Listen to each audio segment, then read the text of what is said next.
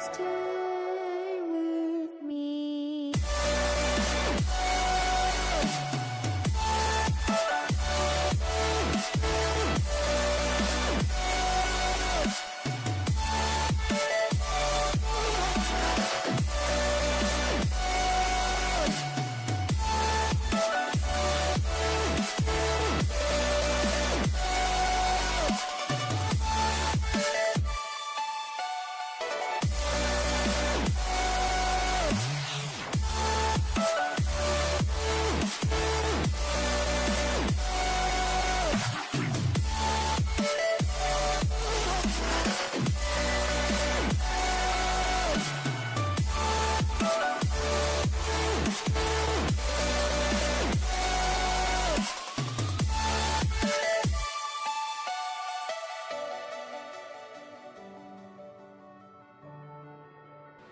Não torne comum aquilo que é especial. Não torne comum aquilo que é especial. E eu quero ler com você Provérbios, capítulo de número 4, verso de número 23. Ontem foi o dia dos namorados, né? E foi um dia especial para muitas pessoas. E eu quero falar sobre isso hoje. Sobre tudo que se deve guardar, guarda o teu coração, porque dele procedem as fontes da vida. Vou dizer novamente. Sobre tudo que se deve guardar, guarda o teu coração, porque é dele, é do coração. E quando a Bíblia está falando do coração, ela está falando da alma. Em muitos textos está falando da alma, porque é dela ou dele que procedem as fontes da vida.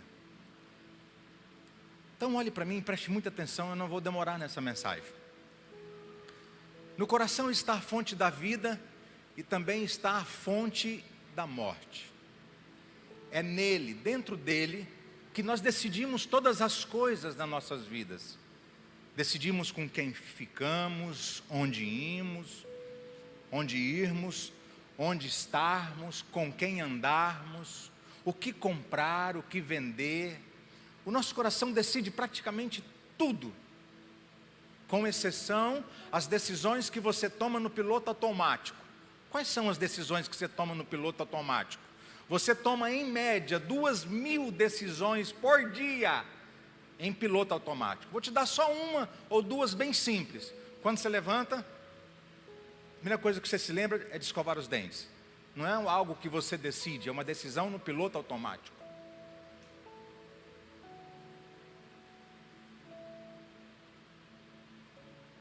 E aí quando você escova os dentes, você penteia o cabelo, tudo que você faz de higiene pessoal, você não faz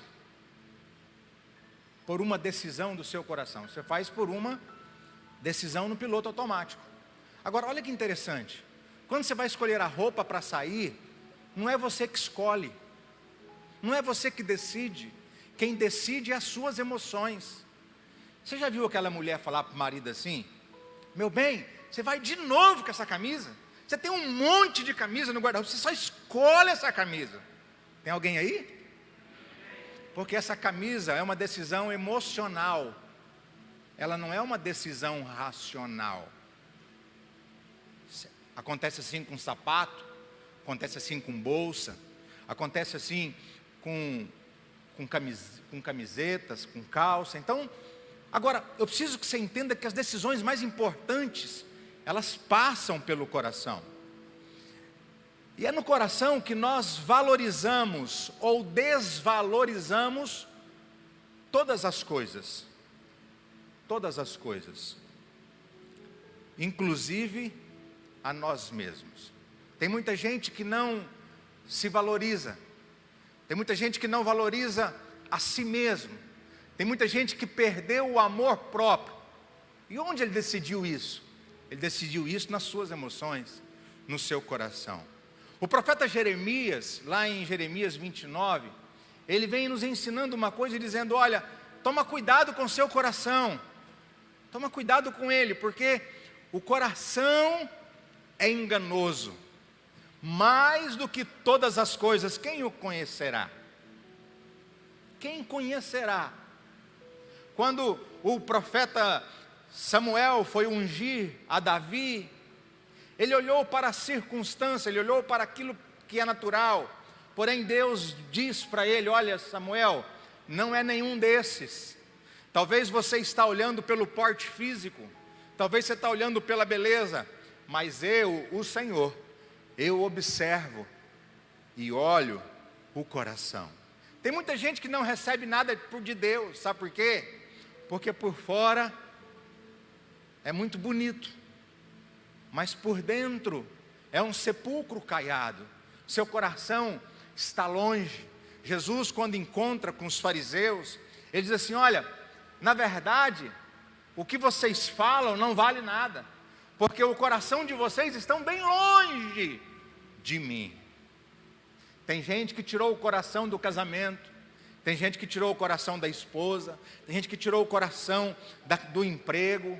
E quando nós tiramos o coração das coisas, irmãos, nada mais do que se faça nos faz voltar atrás.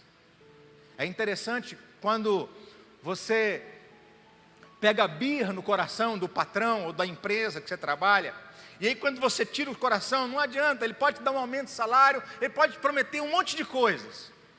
Você não fica, sabe por quê? Porque você já decidiu. Agora, eu preciso ministrar para você e dizer que tem muitas coisas nas nossas vidas que são especiais. Tem muitas coisas na nossa vida que são de extrema importância.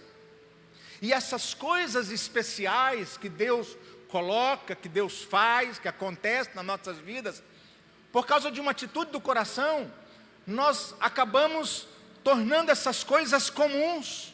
E tudo aquilo que é comum perde o valor. Tudo aquilo que é comum perde o valor. Uma vez, o profeta Vitor Hugo, eu estava com ele lá na igreja da Cassiane, eu estava pregando lá na igreja da Cassiane, do pastor Jairinho, e aí logo depois veio o pastor Vitor Hugo e pregou. Eu apresentei o pastor Vitor Hugo para o Jairinho, para a Cassiane, e aí a Cassiane, Vitor Hugo virou o culto, né? Ele virou o culto, e aí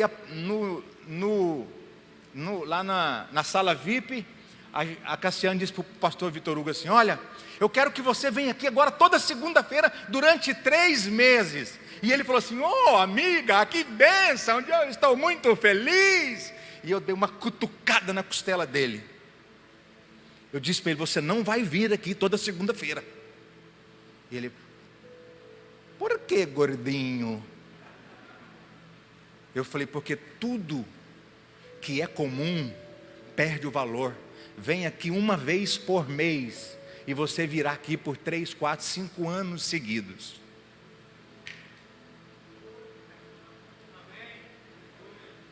E aí ele disse assim: ih, gordinho, você é muito inteligente, né? Porque tudo que é comum perde o valor. E eu quero te ensinar algumas coisas que você não deve tornar comum na sua vida. Coisas que são especiais, mas que não devem ser comuns. E a primeira dela: não torne comum a presença de Deus na sua vida. Vamos dizer juntos? Diga: eu não vou tornar a presença de Deus comum na minha vida. Eu quero ler Levítico, capítulo de número 10, verso 1 e 2. Levítico, capítulo 10, verso de número 1 e 2, que diz assim: e os filhos de Arão, Nadab e Abiú, tomaram cada um o seu incensário e puseram neles fogo, e colocaram incenso sobre ele, e ofereceram fogo estranho perante o Senhor, o que não lhes ordenara. Então saiu fogo de diante do Senhor, e os consumiu, e morreram perante o Senhor. Sabe, Nadab e Abiú tornaram a presença de Deus algo comum. Eles eram sacerdotes no templo, eles ofereciam incenso. Sabe o que eles pensaram?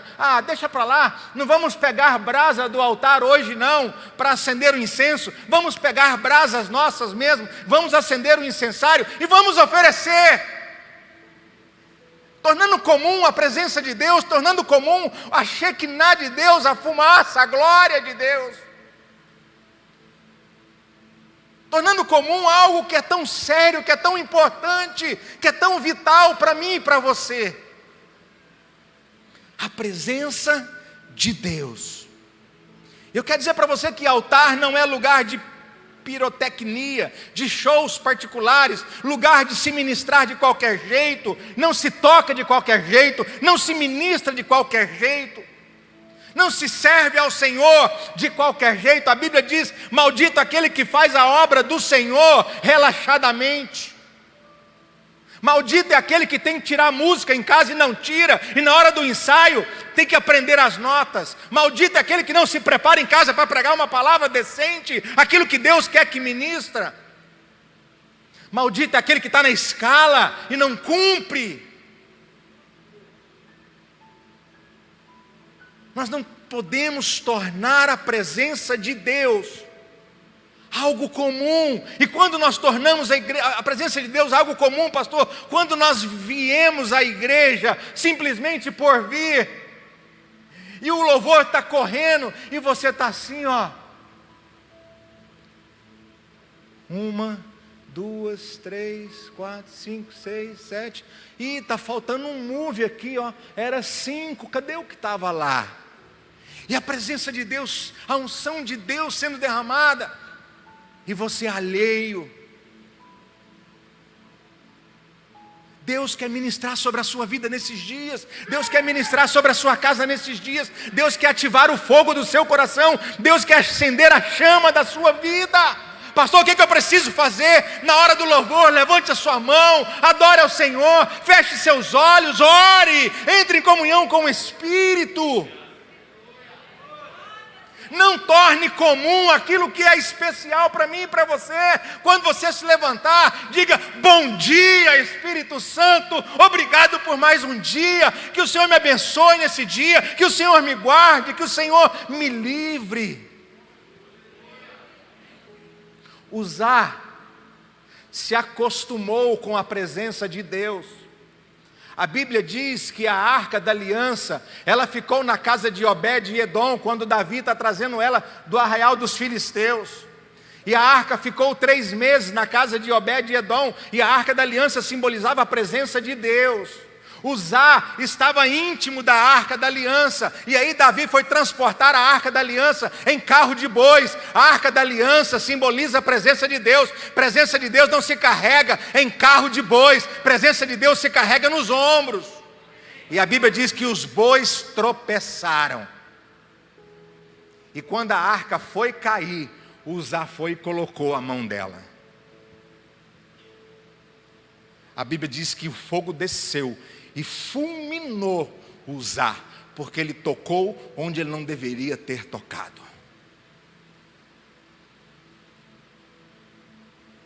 Sabe, querido, eu estou aqui para dizer para você nesta noite: entenda qual é a diferença do que é vil e do que é santo. Entenda a importância da presença de Deus na sua vida. Entenda que o culto desta noite não é para você. Se você disser assim, o culto foi ruim, glória a Deus, ele não foi para você. Você veio ao culto para adorar aquele que vive e reina para sempre. Então, o culto é de adoração a Deus, o culto é para Deus. Nós precisamos distinguir o que é santo e o que é profano. Nós precisamos distinguir, meu querido, meu irmão, aquilo que é e aquilo que não é a presença de Deus. E eu posso te dizer uma coisa: se Jesus voltasse hoje, eu lhe pergunto, esse culto foi o melhor culto de adoração que você pôde oferecer a Ele nessa noite? Esse culto foi o melhor? A sua adoração foi a melhor. Você disse glória a Deus, você disse aleluia, você disse obrigado Jesus, porque eu posso comer do pão e beber do cálice, porque o Senhor morreu na cruz do Calvário. A sua oferta foi a melhor, porque nós precisamos dar o nosso melhor. Nós precisamos dar o nosso melhor.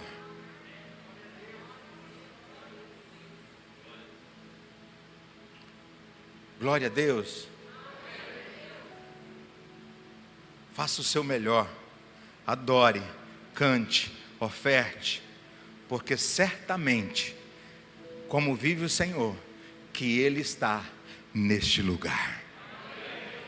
A palavra do Senhor diz que onde estiver 2 ou 3 reunidos no meu nome, eu estarei no meio deles. O Senhor está no seu meio, o Senhor está em você, Ele está na sua casa, na sua empresa, nos seus negócios, na sua vida pessoal, emocional, familiar, no seu casamento. Ei, meu irmão, eu estou dizendo para você que a presença do Senhor é imprescindível para que você tenha vitórias na sua vida. Deus manda Moisés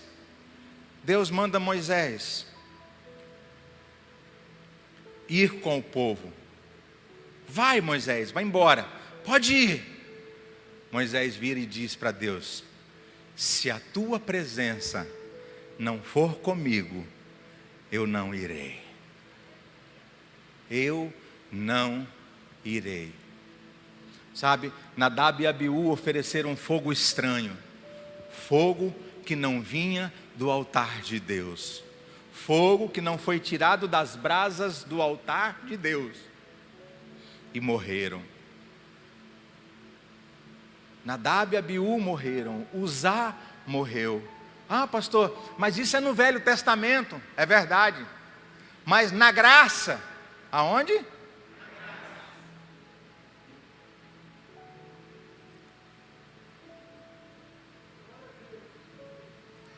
Na graça, Ananias e Safira foram oferecer fogo estranho no altar.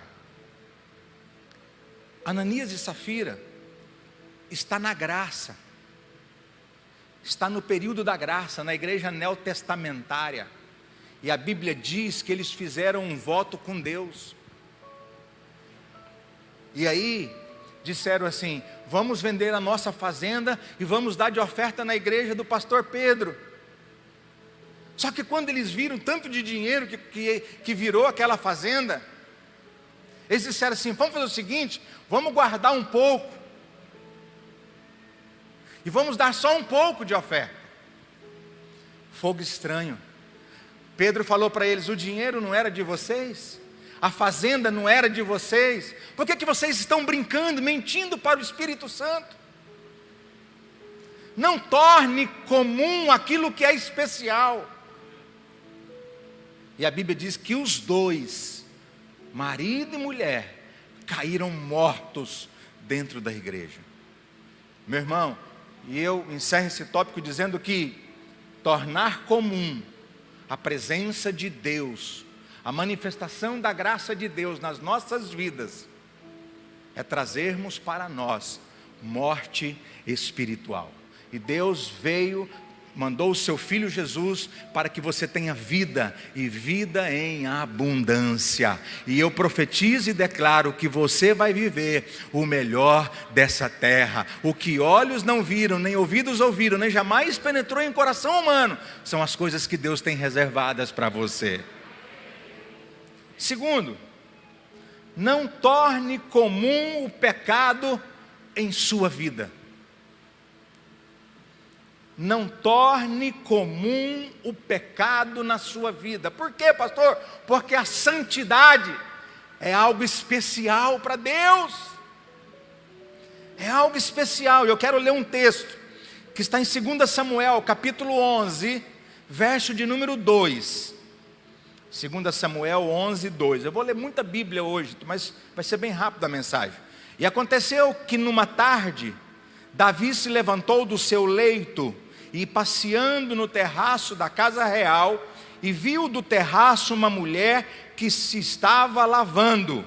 E era esta mulher muito formosa à vista.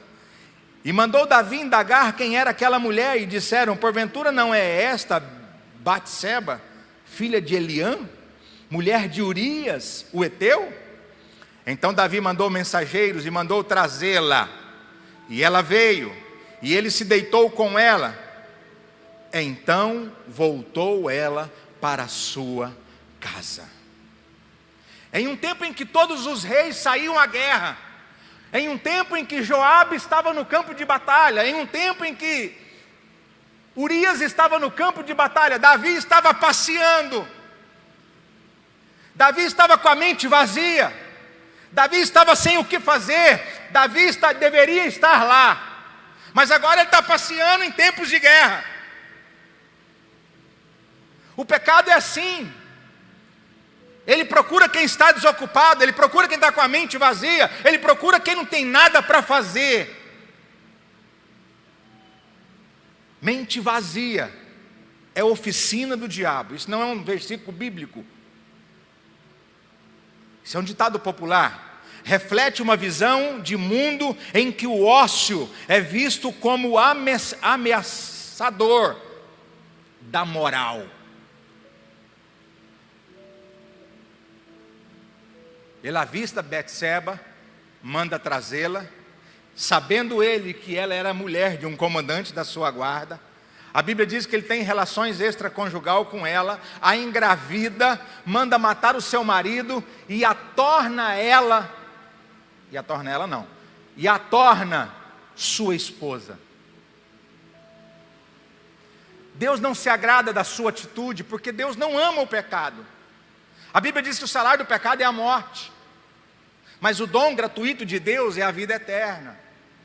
Deus não se agrada da atitude de Davi, e sabe, querido, e nem daqueles que fazem do pecado uma forma de diversão e de entretenimento. Tem muita gente brincando com o pecado, tem muita gente fazendo do pecado algo comum. Tem muita gente brincando de mentira, tem muita gente brincando de trair a esposa, tem muita gente brincando de trair o esposo, tem muita gente brincando de dar calote, de comprar e não pagar, tem muita gente fofocando, tem muita gente fazendo das paixões carnais a sua diversão, o seu entretenimento, e Deus não se agrada disso, querido. Por quê? Porque para Deus o que é especial é a santidade. É a santidade.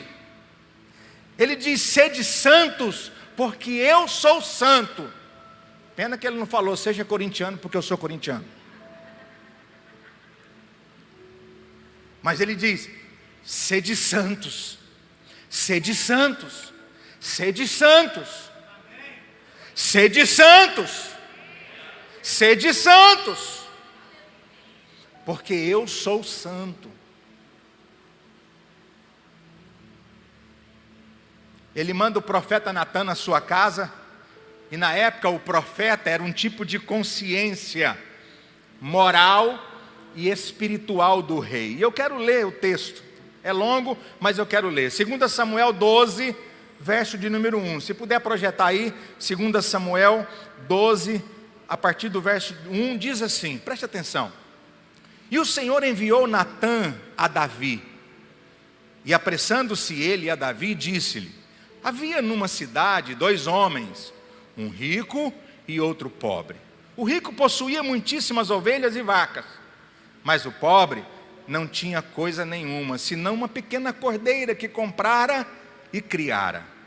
E ela tinha crescido com ele e com seus filhos. Do seu bocado comia e do seu corpo bebia e dormia em seu regaço, e a tinha como filha. E vindo um viajante ao homem rico, deixou este de tomar das suas ovelhas e das suas vacas para assar para o viajante que viera a ele. E tomou a cordeira do homem pobre e a preparou para o homem que viera a ele. Então o furor de Davi se acendeu em grande maneira contra aquele homem, e disse a Natã: vive o Senhor, que digno de morte é o homem que fez isso.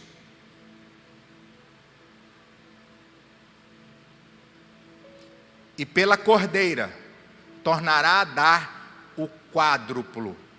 Diga assim: pela cordeira, ele dará 4 cordeiros.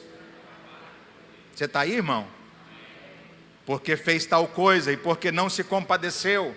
Então disse Natã a Davi: tu és este homem. Assim diz o Senhor Deus de Israel: eu te ungi rei sobre Israel, eu te livrei das mãos de Saul, e te dei a casa de teu senhor, e as mulheres do teu senhor em teu seio, e também te dei a casa de Israel e de Judá. E se isto é pouco, mais te acrescentaria tais e tais coisas. Por que, pois, desprezaste? Porque tornou comum a palavra do Senhor, fazendo mal diante dos seus olhos? A Urias, o heteu, feristes a espada, e a sua mulher tomaste por mulher, e a ele mataste com a espada dos filhos de Amon. Agora, pois, não se apartará a espada jamais da tua casa, porquanto me desprezaste. Você me tornou alguém comum na sua vida, Davi. Você tornou a presença de Deus na sua vida, Davi, comum. Você tornou o pecado na sua vida, Davi, algo comum.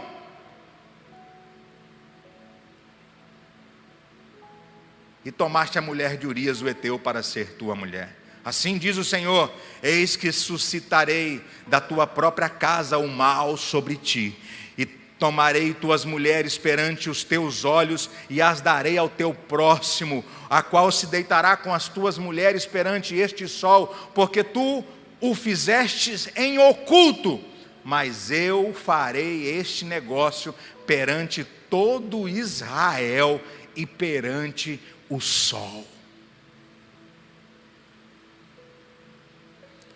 Fala comigo assim, ó. Toma. Diga para o seu irmão: não brinca com o pecado. Sabe o que aconteceu com Davi? Davi estava com a consciência morta. Davi estava com a sua consciência morta. Por Urias, ele matou, e da própria boca disse de quem fizera isso. Deveria restituir 4 vezes. Davi tem vários filhos. Absalão mata Aminon por estuprar sua irmã Tamar. E logo depois, Absalão toma o trono de Davi, pega as 12 esposas e as suas 10 concubinas. Concubinas é amantes. Absalão pega as 12 esposas de Davi, as 10 amantes, e tem relações sexuais com elas no terraço do palácio para todo Israel ver.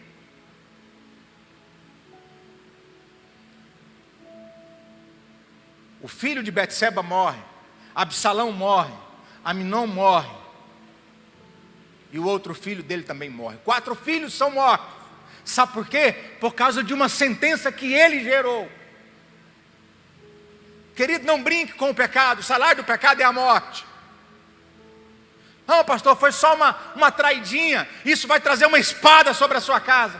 Isso vai trazer uma espada sobre os seus relacionamentos. O salário do pecado é a morte. Não torne o pecado comum na sua vida.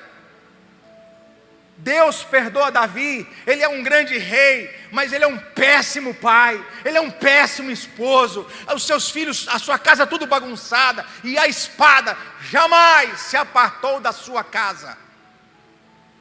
Um forte rei, mas um fraco e derrotado chefe de família. Por quê? Porque ignorou as consequências de seus atos e tornou o pecado algo comum em sua vida. Não torne o pecado comum em sua vida. A santidade de Deus é especial para que você viva o melhor de Deus para a sua casa. Terceiro, não torne comum a unção que Deus colocou sobre a sua vida. não torne comum a unção que Deus colocou sobre a sua vida. A Bíblia diz em Juízes 16:20, e disse ela: os filisteus vêm sobre ti, Sansão. Tendo ele despertado do seu sono, disse consigo mesmo: sairei ainda esta vez como dantes e me livrarei. Ponto. Ou vírgula. Ponto. Sairei esta vez como antes e me sacudirei, ou seja, e me livrarei dos filisteus. Ponto. Fala comigo, ponto. Porque ele não sabia que já o Senhor se tinha se retirado dele. Sansão foi consagrado desde o ventre da sua mãe com um propósito, qual? Livrar Israel da mão dos filisteus. E o que Sansão faz agora? Ele vai deitar, ele vai ter relações sexuais, ele vai tomar uma mulher filisteia. Ele vai no arraial do inimigo e toma uma mulher para ser mulher para ele, Dalila. E Dalila diz para ele: Sansão, me dá o seu coração, fala para mim onde está a tua unção, fala para mim onde está a tua força, fala para mim, Sansão, como que você é tão forte? Ele diz: se você amarrar minhas pernas, eu fico fraco. Ela amarra as pernas, os filisteus vêm, ele quebra tudo e destrói os filisteus. Você mentiu para mim, Sansão. Se você amarrar minha mão, e aí amarra a mão de Sansão, e aí ela grita: os filisteus. Sansão se arrebenta e bate e arrebenta com os filisteus. Mas uma hora, Dalila diz: os filisteus, Sansão. E ele diz: eu me levantarei de novo, vou arrebentar, porque sempre dá certo.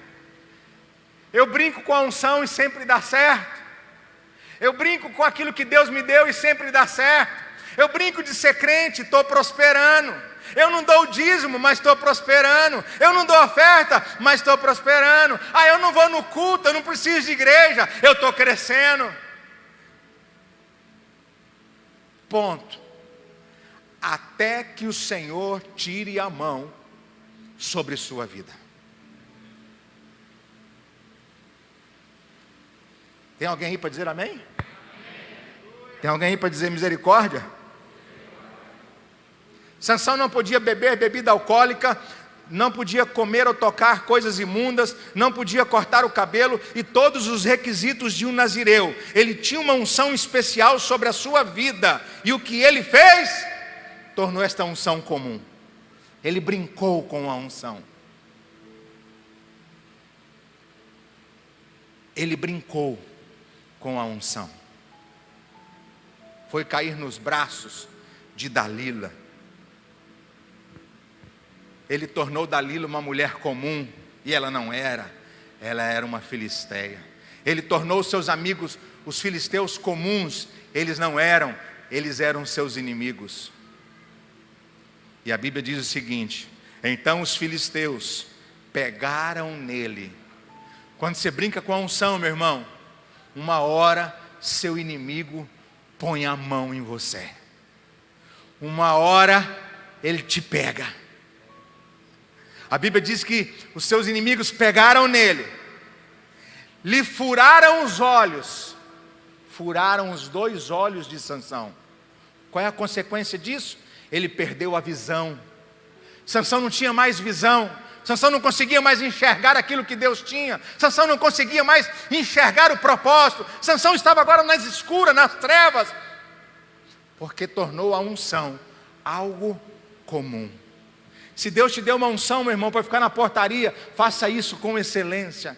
Se Deus te deu uma unção para cuidar das crianças, faça isso com excelência. Se Deus te deu unção para pregar, faça com excelência. Se Deus te deu unção para tocar, faça isso com excelência. Tudo que Deus te chamou para fazer, faça do melhor que você puder, na melhor coisa que você fizer, mas faça com amor, faça com alegria, faça com disposição. Não brinque com a unção que Deus colocou sobre você.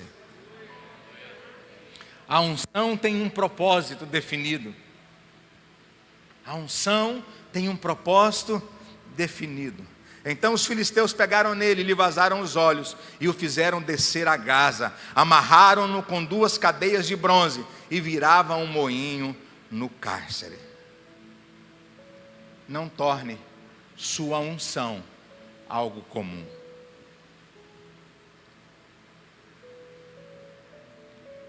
Não torne. Você não foi chamado por Deus para nada.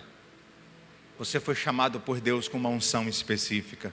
Jesus diz assim, eu vou para o Pai, mas eu enviarei para vocês o Espírito Santo, o Consolador. Ele estará convosco todos os dias até a consumação do século. Vocês receberão poder ao descer sobre vós o Espírito Santo, e vocês serão minhas testemunhas em Jerusalém, Judeia, Samaria e até os confins da terra. Ei, meu irmão, minha irmã, você tem uma unção específica. Deus te chamou para algo, Deus te chamou para coisas grandes. Não fique parado, não fique sentado, não fique observando. Cumpra aquilo que Deus te chamou, faça com excelência aquilo que Deus te chamou para fazer. E por último, não torne comum as pessoas especiais que Deus colocou em sua vida para te abençoar. Vou dizer novamente, não torne comum pessoas especiais que Deus colocou em sua vida para te abençoar. A Bíblia diz em Mateus capítulo 13, verso de número 55. Olha o que o pessoal de Nazaré diz. Não é este o filho do carpinteiro? Não se chama sua mãe Maria e seus irmãos Tiago, José, Simão e Judas? Para quem diz que Maria continua virgem, aqui está os irmãos de Jesus, tá? Não vive entre nós, olha aqui, não vive entre nós todas as suas irmãs? De onde lhe vem, pois, tudo isso? E escandalizavam-se nele. Jesus, porém, lhes disse: não há profeta sem honra, senão na sua terra e na sua casa. E não fez ali muitos milagres, por causa da incredulidade deles. Nazaré poderia experimentar o maior de todos os milagres que Jesus poderia fazer.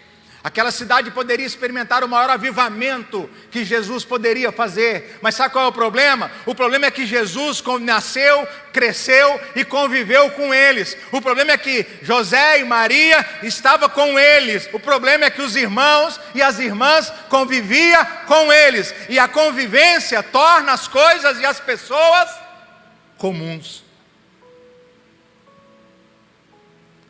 A convivência sem discernimento, presta atenção no que eu vou te dizer aqui, e vou ler para você. E se puder você anota. A convivência sem discernimento torna pessoas especiais em sua vida, pessoas comuns. Eu convivo com o meu pastor quase que, não muito, pastor Oswaldo Coutinho, meu pastor, todo mundo sabe, mas eu acredito que, sem medo de errar, tirando os filhos do pastor Oswaldo, eu, pastor Daniel, sou o pastor que mais tenho acesso à casa do pastor Oswaldo, a tudo que é dele, até mais que os pastores do Cristo Rei. Mas a minha convivência com ele não o torna ele para mim alguém comum. Então, convivência sem discernimento tornam pessoas especiais que Deus colocou em sua vida como pessoas comuns. A convivência sem limites faz com que as pessoas falem o que quer, do jeito que quer e na hora que quer. Convivência sem limites torna alguém especial tão comum que você está falando para ela o que você quer, do jeito que você quer, na hora que você quer, e as coisas não são assim. Tem uma unção diferente em alguém especial que Deus colocou na sua vida. Quantos querem prosperar aí, diga amém. Então Deus vai colocar alguém muito próspero, alguém muito rico, alguém milionário perto de você.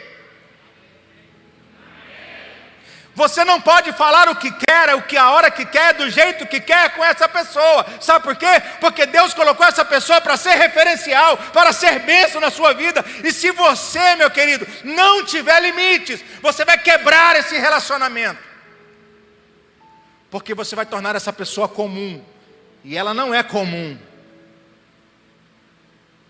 Pegou? Pegou? Foi o caso de Joabe e Davi. Joabe era tão próximo de Davi. Davi dizia, mata Joabe, ele matava. Mas na hora que Davi estava com problema, Joabe ia lá diante do rei e metia o dedo na cara do rei. Quem você pensa que é, Davi? Quem você pensa que é? Quando Davi estava para morrer, Davi chamou Salomão e diz assim, Salomão, sabe Barzilai? Meu bem que eu já li a Bíblia mais de 10 vezes, 15 vezes, eu nunca lembrei desse nome na Bíblia. Um dia até a pastora Keila pregar sobre Barzilai. E aí Davi disse para Salomão, sabe Barzilai, Davi? Sei. Você vai pegar Barzilai, vai colocar ele e os filhos dele, para sentar na sua mesa e comer com você todos os dias da sua vida. E aí ele diz a segunda coisa, sabe Joabe, Davi? Salomão, sei, pai, mate ele.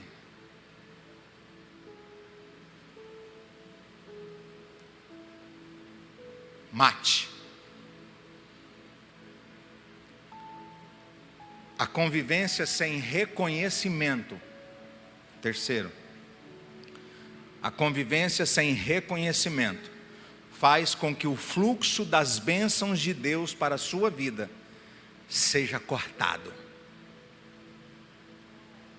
Vou dizer novamente. A convivência sem reconhecimento faz com que o fluxo das bênçãos de Deus sobre a sua vida sejam cortados. Deixa eu dizer algo para você. Se você não admira mais, se você não reconhece mais, se a pessoa que Deus colocou para abençoar a sua vida não te inspira mais, certamente o que Deus tem para a sua vida não virá mais através dessa pessoa. Tem alguém aí?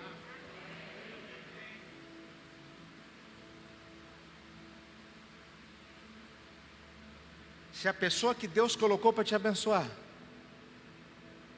não te inspira, você não reconhece, você não respeita, você simplesmente, sabe, não sente mais aquele... Deus não usará mais essa pessoa para abençoar a sua vida. E a culpa não é dela, a culpa é sua. O meu pastor, e eu falo de boca cheia, o meu pastor, o pastor Oswaldo Coutinho, ele me inspira pela sua casa, ele me inspira por seus filhos, todos os filhos deles na igreja, os 2 filhos pastores, a filha no altar, o genro no altar, as noras esposas, os netos já tocando na igreja. Então o pastor Oswaldo me inspira pela sua casa, pelos seus filhos, pelos seus netos, ele me inspira por sua igreja, pelo homem de Deus que ele é. Eu nunca tive coragem de chamá-lo de Oswaldo, porque para mim ele não é Oswaldo, para mim ele é o meu pastor. E quando eu fui vir para esta igreja, que não era essa igreja bonita que você está vendo aí, não tinha esse telão de LED, era um retroprojetor. Essa igreja era lá embaixo, feia, no meio do terrão, o ônibus virava bem na porta da igreja. Eu estava pregando e eu falava assim, e veio o ônibus, meu Deus, veio o ônibus vinha, blá. O cara colocava, acho que ele fazia de propósito, ele punha a primeira e acelerava e o poeirão ia subindo, e quando chegava na porta da igreja ele virava e a poeira entrava para dentro da igreja, assim ó, a gente fazia assim. Aí eu cheguei lá no Cristo Rei, na reunião de pastores, na terça-feira, o pastor Oswaldo falou assim, e aí, como é que foi lá? Eu falei, Deus me livre, Ave Maria, cruz, credo, está amarrado. Você quer ir para lá? Nossa senhora, está amarrado. Falei, não vou, nem com reza brava. Ele falou assim, mas aquela igreja precisa de um pastor. Falei, pastor, só tem um monte de seminarista aí, ó. Não está fazendo nada esses caras. Põe esses caras para pastorear. Sabe qual foi a palavra dele? Se você acredita que Deus usa a minha vida para abençoar a sua, vá.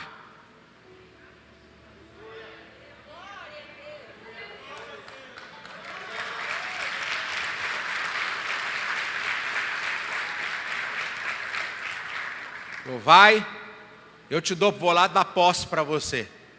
Já tem 15 anos, até hoje ele não deu posse aqui.